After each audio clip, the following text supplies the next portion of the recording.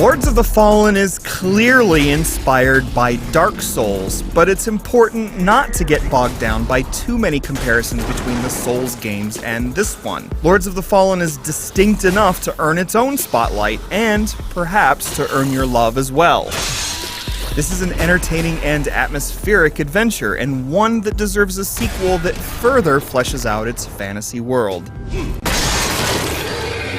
World might be too generous a word, actually. You spend most of your time in corridors and moody combat arenas, not gazing onto massive landscapes. You roam from a third-person perspective, swinging an axe or sword, dodging or blocking incoming attacks, and occasionally spewing out some magic. An energy meter depletes when you roll an attack, forcing you to manage your defenses so you aren't vulnerable to damage. Different melee weapons require different approaches, but Lords of the Fallen gives each of them an authentic sense of weight. It takes time to swing that humongous greatsword you carry, and improper timing leaves you open to counterattacks. You also have spells to cast and a gauntlet that shoots out magic projectiles, among other attacks. Casting the limited spells you can choose from when leveling up, and switching between those spells, is a matter of pressing or holding a button. There's no need to switch from a dagger to a wand if you want to produce a speeding figure that runs right through your enemies for a good amount of damage. There are no bows and arrows in Lords of the Fallen, it's all swords and sorcery.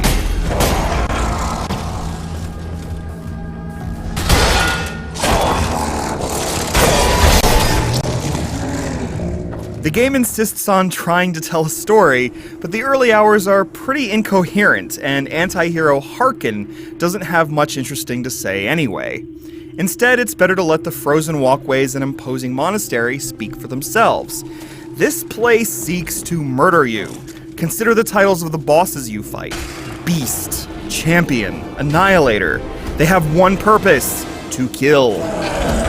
To call Lords of the Fallen a poor man's Dark Souls sells it too short.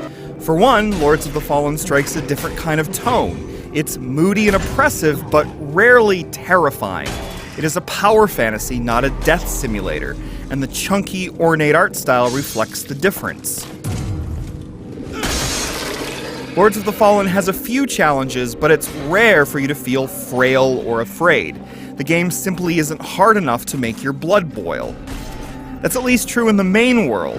The visits you make to a shadowy and sinister otherworld are a little more frightening.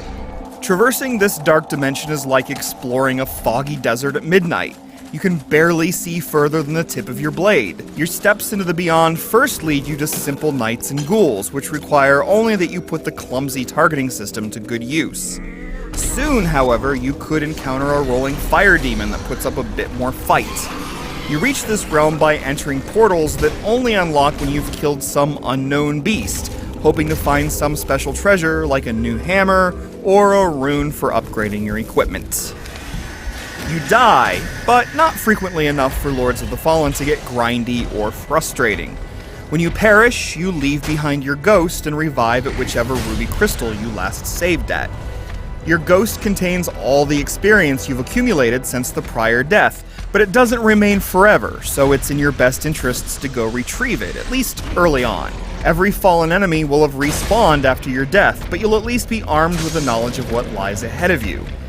Death is not a huge setback, though.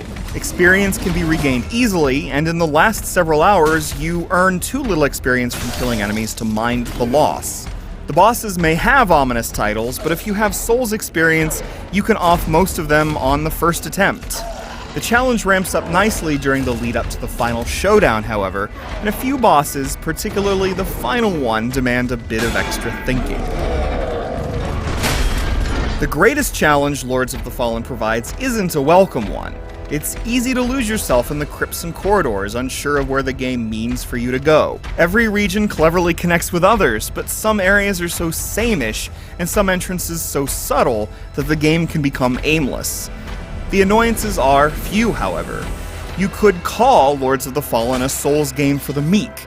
At 20 hours the first time through, it's not as long as the games that inspired it, nor is it as special, as hard, or as mysterious.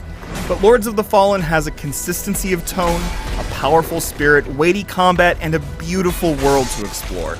And it's one of the biggest pleasant surprises of 2014.